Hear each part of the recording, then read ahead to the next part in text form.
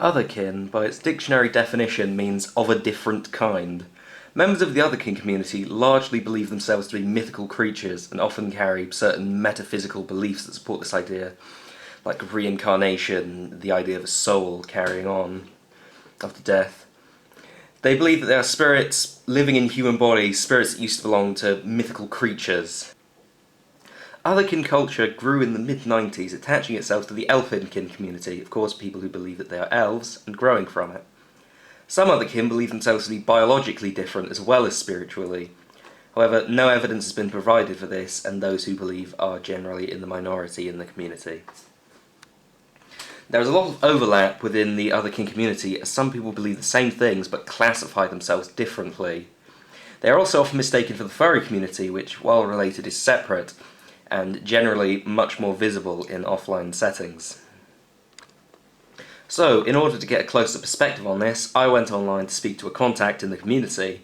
The following interview is a word-for-word recreation of my interview with Grandol Zenith, who asked for his birth name to be anonymous. Thank you for taking part in this and giving us your time. Now, could you please tell us exactly what you consider yourself to be spiritually? I've always been a Minotaur. It's difficult, but it's something I'm proud of.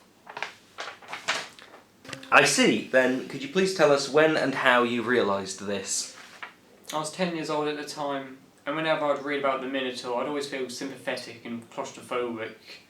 I was always interested in Greek myths. I always like to identify myself with that just because a lot of normal things made me feel uncomfortable. Would you mind giving some examples? I just couldn't really see myself being pinned down with a regular career. That's just something that wouldn't suit me. I just like having the freedom to just do whatever I want, whenever I want. And has this spiritual difference caused you to live differently? I would say I live quite differently to everyone else. For example, I like to sleep out in the garden, under the starlights. Well, thank you very much for giving us your time, and I hope you've been comfortable with the questions. Thank you. So, in the end, we've learned that the desires of Otherkin can be equated to things that what you would call normal people would want.